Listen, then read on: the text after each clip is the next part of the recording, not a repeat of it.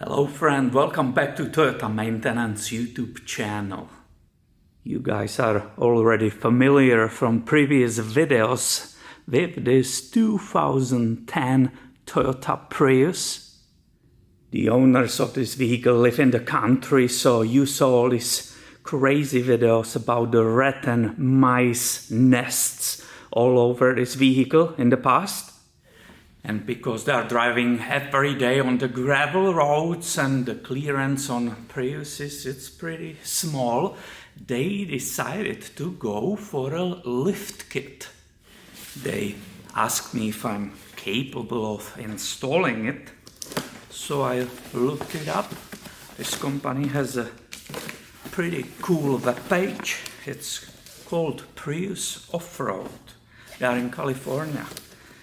So I said yes. The owners shipped the parts, which I'm just opening right now, to my shop directly. And today I have a half day to learn about it and install this kit on this 2010 Toyota Prius.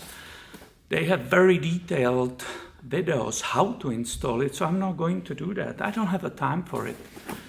I will be doing front and rear, obviously. The owners also decided to put the new struts, new shocks, so I have a lot of work, but I just want to show you the difference between before the normal 2010 Prius with roughly 200,000 miles on it and after the lift.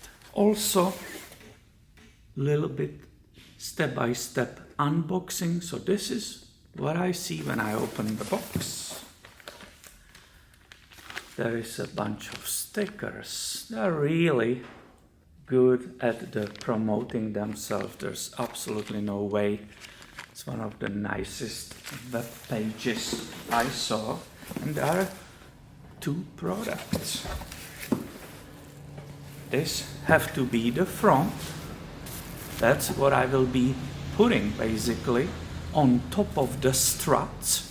So you know what it means. I have to remove the windshield wiper, then entire cowl.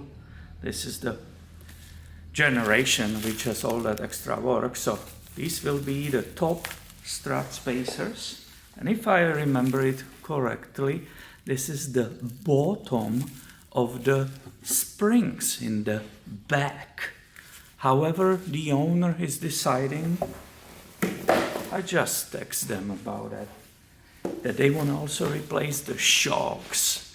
And these shocks seems to be excellent condition. Also there will be, in the case they want to go through, don't forget the top mounts are behind the interior parts, so there's extra work. Pretty a lot of extra work to remove all of that to get to the top mount.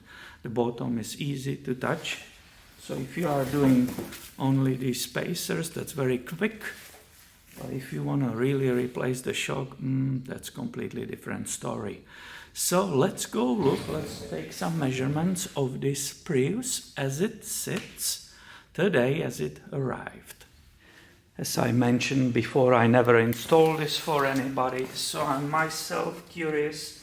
You always measure through the center of the wheel, and I have 26 and maybe 1/8, either 26 inches or 26 and 1/8 on the front.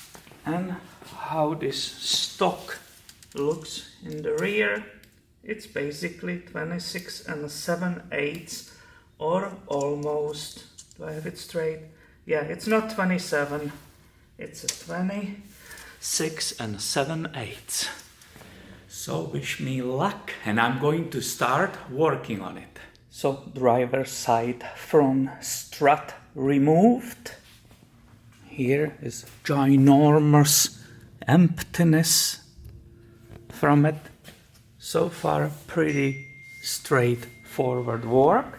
And now, what was in the package?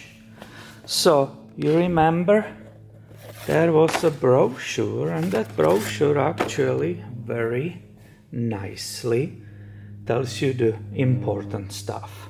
So I unboxed for the front struts these two adapters.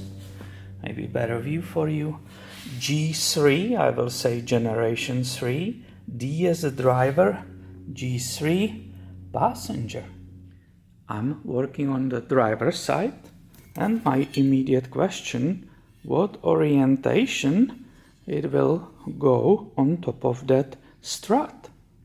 Fortunately, in the figure 1.1, they are showing how it should be oriented. Here is the look on the old and a new. These are all driver side, or if you use different terminology, it's a left front. And right there, when you use the aftermarket stuff and not original Toyota, the owners want to replace it no matter what. I don't know why they said that. If you look on the top bolts, they're approximately inch. Look at these ones. Way longer, and it's a problem. The maker was generous with the length of the bolt, but actually when I try to install the adapter, look at it. It cannot get seated because the bolts are too long. So I have to now stop and shorten those. No, I never like to use the aftermarket stuff, but today just perfectly confirms why not. And just to make sure that it's perfect, I tried that adapter on the stock one, which is there, and of course it fitted perfectly. So I have finally installed this adapter on top of the new struts. You can see it here. Now, little note, what surprised me, I followed the instructions, so I used their 14mm nuts, and they are not self-locking. That was pretty shocking. So you have to put there the blue thread Loctite, right? The thread locker. Otherwise that could get loose. These nuts definitely should have self-locking function. Other than that, awesome. So here you see the strut back in place. The supplied top nuts were self-locking. See nicely the logo here on top of that adapter. As that manual stated, both arrows are pointing towards to the passenger side. In past we found one mice nest underneath that cold, and it was another one was in the glove box. I thought we are done. I'm getting ready for removing this trim for the rear shocks. Well, guess what is here? This is another accumulation of the bedding for the mice. So we have a nest number 3. I never saw one in this location before. Here you can nicely see the spacers which are coming underneath rear coils. So let me take you there. The manual says this goes on the bottom. Here you can see the coil with the top rubber. That's the bottom rubber. And they say that I'm supposed to put this right here. Makes sense, it seems to be centered. I will first clean it more, then I will put it there, try to pry it on that rear axle even more, and hopefully it will accept that extra height. What is it? 1.5 inches maybe? I should measure it, I guess. But this is how it looks. You have to support the axle on both sides, disconnect the shocks. I installed already the new ones, and I'm trying to finish. It's a long day, and all these interior parts, all these crazy mess you see here and everything ripped apart that just because I was replacing those shocks. If you are doing only the lift, this is not part of your problem. It's funny to realize how spoiled I am working off that car lift I have here. No matter if you have lift or not, you will be getting on the ground, and that makes me really laugh at myself. How spoiled baby I am. So I'm back from the test drive. First impressions and the feelings about this lift kit. Vehicle drives absolutely normally. You will think it will be pulling to one side or acting goofy. No, it's going absolutely straight on acceleration or on the braking. Steering, it's perfect. You can hopefully see that it's lifted.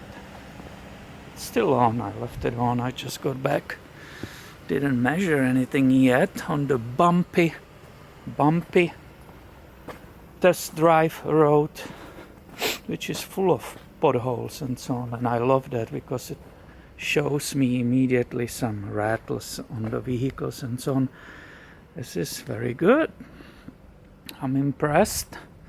I will say, if you keep the stock struts and stock shocks in the back, it's actually pretty straightforward thing to do.